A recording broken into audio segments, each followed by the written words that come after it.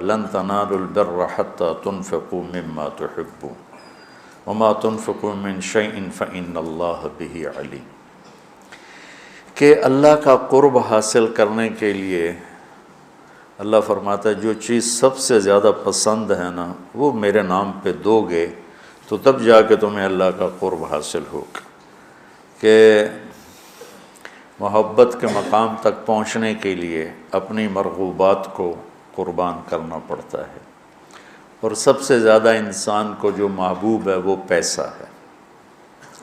کہ اس لیے پورے قرآن میں بے اموالکم و انفسکم، بے اموالکم و انفسکم، کہ اللہ کو پاؤ، اللہ کے دین کے لیے محنت کوشش کرو، اپنے مال اپنی جان۔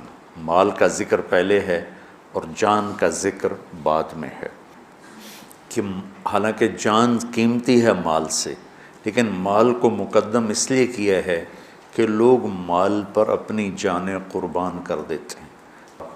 تو جب آدمی مال قربان کرتا ہے تو پھر جہاں مال لگتا ہے دل بھی وہاں چلا جاتا۔ ایک صحابی آیا، یا رسول اللہ مجھے موت سے ڈر لگتا ہے۔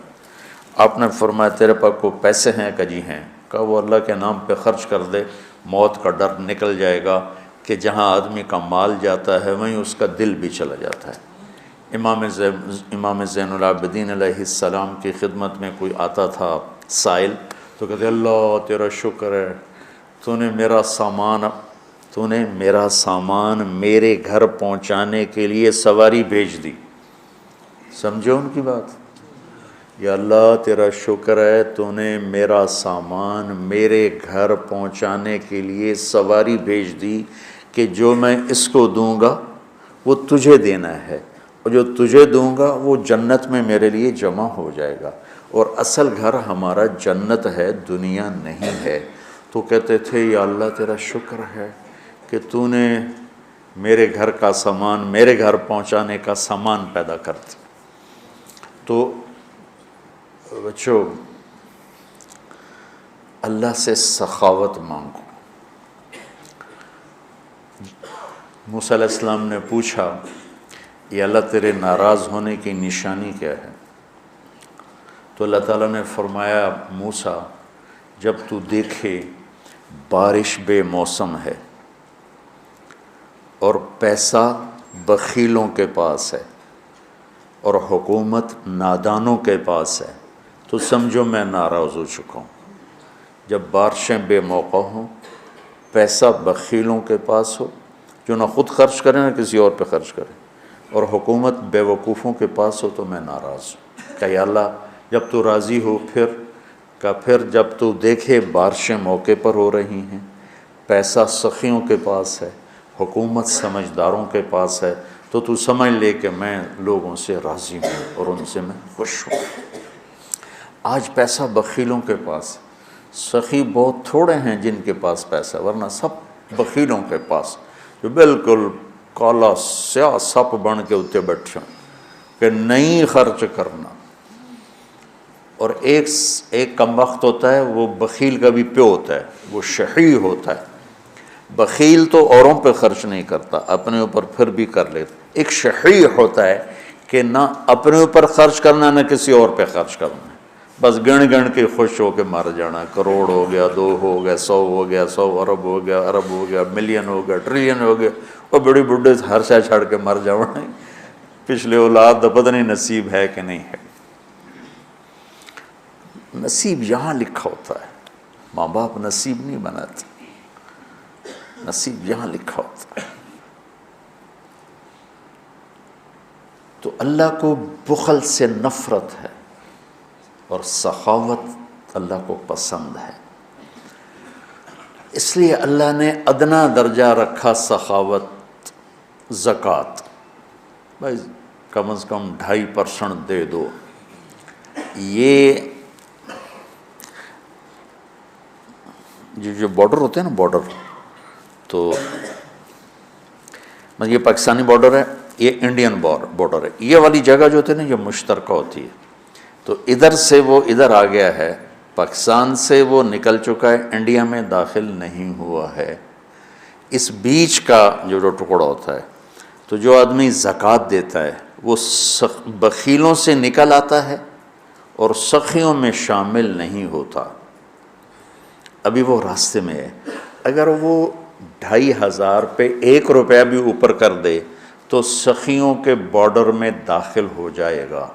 یہ پھر آگے سخاوت کی کوئی حد کوئی نہیں، لیکن جب تک وہ زکوٰۃ دینے والا کوئی سخی داتا نہیں بن گیا، بخل سے نکل گیا، درمیان میں، جیسے مرد عورتوں کے درمیان ایک مخلوق ہے نا، نوشیروان کا پوتا تھا خسرو، جس نے اللہ کے نبی کا خط پڑھا، اس کے پاس آیا ایک مچھیرا مچھلی لے کر، اس کو اتنی پسند آئی، انہوں نے کہا 4000 دینار اس کو دے۔ 4000 دینار 80 کروڑ روپیہ بنتا ہے۔ تو اس کی بیوی نے اس کے کان میں کہا، یہ کیا کیا؟ کیا کیا؟ کہ ایک مچھلی پہ 4000 دینار دے دیا ہے تو خزانہ خالی کرو گے؟ اتنی بے وقوف۔ اس کی بیوی کا نام تھا شیریں۔ انہوں نے کہا تو کیا کروں، میں تو بادشاہ ہوں، کہ اس کو واپس بلاؤ، اس سے پوچھو یہ مچھلی نر ہے یا مادہ؟ وہ کہے گا نر ہے، تم کہنا واپس لو، ہمیں مادہ چاہیے تھی، پیسے دے دو۔ وہ کہے گا مادہ ہے، تم کہنا ٹھیک ہے واپس لے لو، ہمیں نر چاہیے تھا، ہمارے پیسے ہمیں دے دو۔ ہاں یہ ٹھیک ہے۔ تو اس کو بلایا، ہاں بھائی یہ مچھلی نر ہے یا مادہ؟ کہ حضور یہ ہیجڑا ہے نا، یہ نر ہے نا مادہ؟ تو وہ بادشاہ نے کہا 4000 اور دے دو۔ وہ تو بیگم اس کی اور غصے میں ہو گئی، لال پیلی۔ جب وہ 8000 دینار لے کے چلا تو 1 دینار گر گیا، اس نے وہ بھی اٹھا لی۔ اس نے بیوی نے کہا دیکھو کتنا بے غیرت ہے، آپ نے اس کو اتنے پیسے دیے ہیں کہ ساری اس کی اگلی نسلیں کھائیں گی، اور ایک گرا ہے وہ بھی نہیں چھوڑا، وہ بھی اٹھا لیا ہے، یہ بہت بخیل آدمی، اس سے سارے پیسے واپس لو۔ اس نے پھر اس کو بلا لیا، کبھی ہم نے آپ تمہیں اتنا دے دیا تھا، 1 دینار اگر گر گیا تھا تو کیا تھا، کیوں اٹھایا؟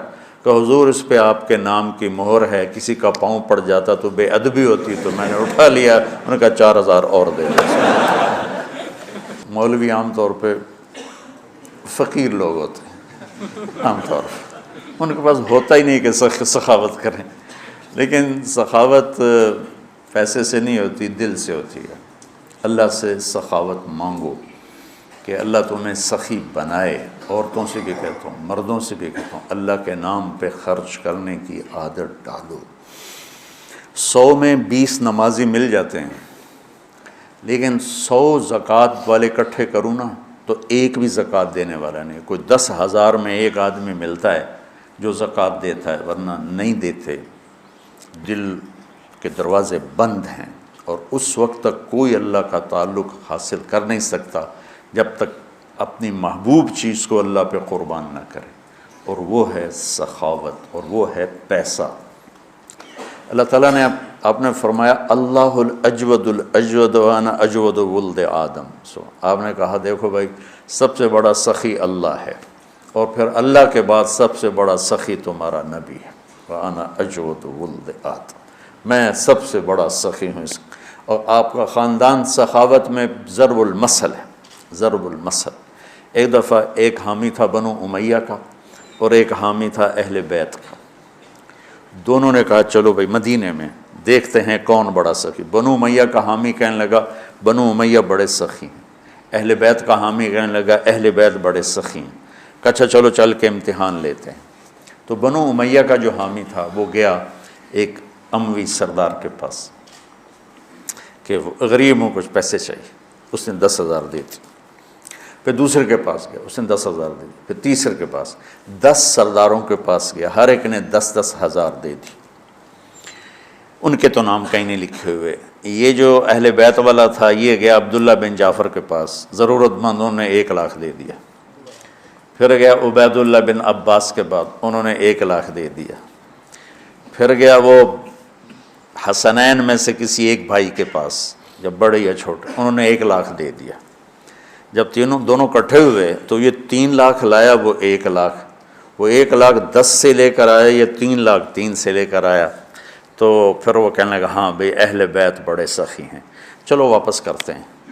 تو وہ جو اموی خاندان سے عقیدت رکھتا تھا اس نے جا کر کہا جی ہم تو ایسے ہی ضرورت مند نہیں تھے، ویسے ہی ہم ایک امتحان لے رہے تھے، تو آپ برائے مہربانی اپنے پیسے واپس لے لیں۔ انہوں نے کہا ٹھیک ہے، 10 کے 10 نے پیسے واپس لے لیے۔ اب یہ گیا اہل بیت والا عبداللہ بن جعفر کے پاس، پھر عبید اللہ بن عباس کے پاس، یہ حسنین میں سے کسی ایک کے پاس۔